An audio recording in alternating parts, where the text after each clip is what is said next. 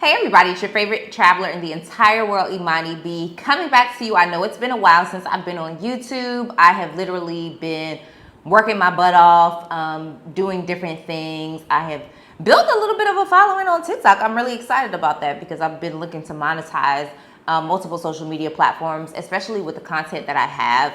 I feel like it's special and I want as many people to have it and as many platforms to be able to see it, share it, spread it, all that.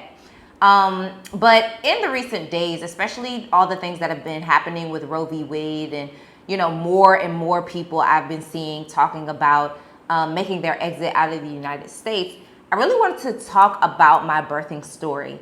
And I wanted to talk about what it was like, especially as a Black woman, giving birth abroad. I'm going to do this in two parts. So if you don't get the opportunity to really dig into the story, it's because it's going to be in two parts. But I feel like the first part is going to be as meatier and as juicier as the second part, because both parts really make for a very important narrative that we don't hear often in terms of specifically Black women being able to make and own decisions for their bodies, right? And so I can't speak to anyone else. I can only speak to me because I am a Black woman that made a decision, that stuck with the decision in terms of how it is that I would birth my child. And that was something that I was very intentional about for a very long time. And a lot of people didn't know that. This is something that, I was intentional about in terms of birthing prior to me even moving abroad. And so this is going to be a two-parter, okay? So this is part one on me birthing abroad, all right? So let's get into it. For those of you who have been following me for a while, you know that my son was born in Szczecin, Poland. For those of you who haven't been following me for a while, then now you know. My son was born in Szczecin, Poland, and that was very intentional. But part one is really going to talk about how I came to the decision. So let's get into it.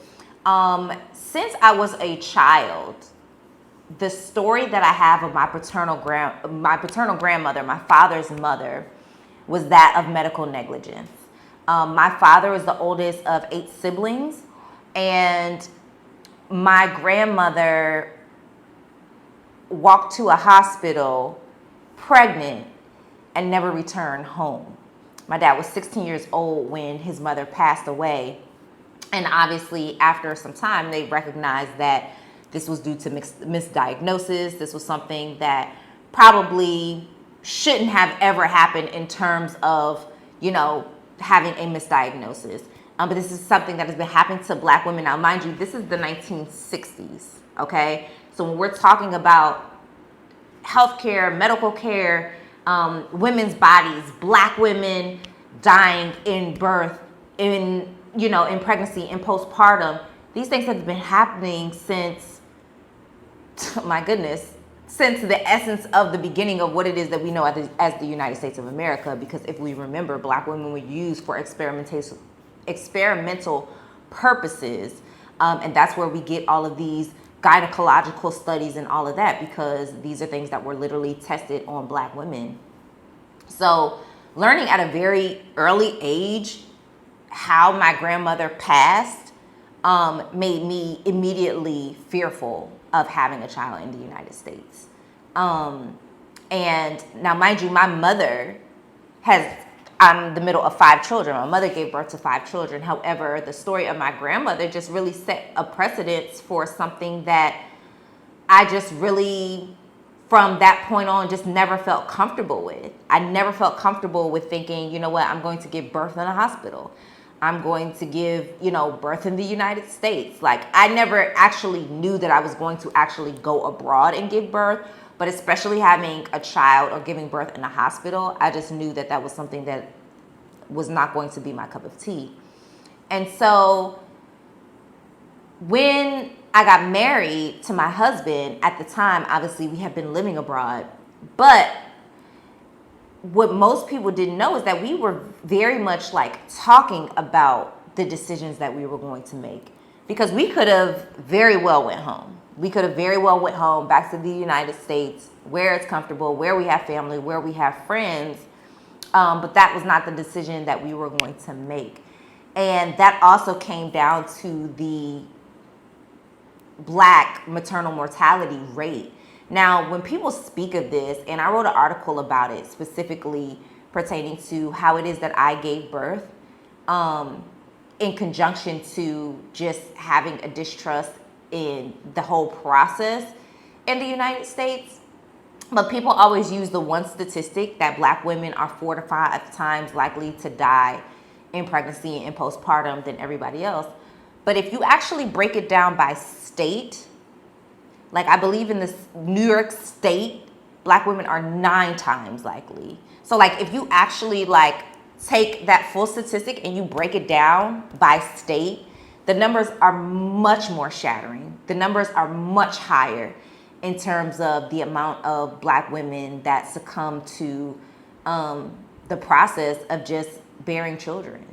And so for me, deciding to go abroad was a no-brainer. It was an easy decision. And so when we were actually, when I was actually pregnant with my son, and I was towards the end of my first trimester, we were in China for 6 weeks, then we spent a month in Thailand. I consider that my baby moon. So we were there for a month. And in the time that we were in Thailand, my husband actually got a contract for a team in Southern Illinois. Now, if you run it back to any of my videos, you know that my husband coached American football on a university level and the professional level overseas. So that's why we pretty much moved to different places, because we would move based on where it is that he got his contracts. So when, I was closer to giving birth to my son, he actually had 2 deals on the table. He had a deal in Southern Illinois, okay? And he also had a deal in Poland. And originally, we were going to take the deal in Illinois. For me, I was like, okay, this is my first time giving birth. Out of my parents, this is the first grandchild from their actual child. Like my sister-in-law had my niece prior, but this would be the first child from, my actual parents. And so the first grandchild from one of my parents' children, right? And so for me, I was like, okay, maybe we should make it easier and a little bit more accessible for people to come see us, to come visit us, if I need any help, assistance, whatever the case may be. It just so happened that thankfully, God, the universe, and all of its majesty aligned to where the contract fell through, things didn't fully work out, and I was going where it is that I was destined to be to give birth, and that was abroad. I looked into what the birthing practices were in Poland. They do have midwifery, so there are midwives. They have like public hospitals, private hospitals, etc. So I did a lot of hardcore research because this was a short amount of time. If I can tell you guys, the time span between the time we were in Thailand to the time that we got to Poland was about a month and a half. And I gave birth to my son within 2.5 weeks of us being in Poland. So that'll give you a fast time frame in terms of having to make decisions very quickly. But it was something that was always top of mind for my husband and I, that we would not birth in the U.S. But like I said, we did consider it because he had a deal on the table in the U.S. Thankfully, that deal fell through. And so we decided to look more into getting a midwife, who I contacted saying, I will be in Szczecin. My plan is to do da-da-da-da-da-da. It just so happens that she was in Canada at the time, so I never got to actually meet her in person. But there was another woman there. Her name is Camila, and I call her like, a auntie, sister auntie. But she was very pivotal in my whole birthing journey and making sure that I had everything that I needed. And so, to end part 1, the decision really came down from, number 1, generational medical negligence and not feeling comfortable with the process of actually giving birth in the United States, especially as a Black woman. And then number 2, my husband getting the deal and us deciding, you know what, that's what's meant for us to do. It's meant for us to have our child in this particular area of the world. And then when we did our research, I like what I saw in terms of, at the very least, they support it with midwifery and everything like that.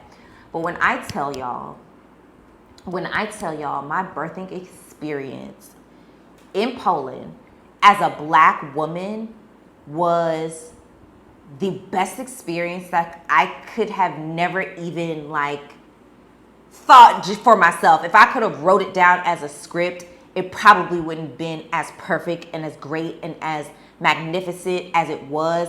And how the people took care of us afterwards, after our son was born, that is something that you definitely have to stick around for part 2. But for those of you who are, trying to figure out, is it worth it to give birth abroad? Obviously, it's going to depend on where it is that you go, where it is that you choose to go, and what medical systems that they have in place. Number 2, I think it's also important to remember that, there's adequate healthcare in other places around the world. Don't let anybody scare you into the idea that you're going to be giving birth in some bushes. There are medical systems set up in other places around outside of the United States of America that are actually very sound, okay? And you don't have to be in fear for your life, that you will actually feel like you're taken care of, that your child is taken care of, and that you actually have aftercare once you give birth to that child. And so stick around for part 2. Don't forget to hit the subscribe. Don't forget to hit that bell for the notifications for part 2. But this is specifically part 1 and just telling you all how it is that I came to the decision of giving birth abroad. So I will see y'all for part 2. Bye.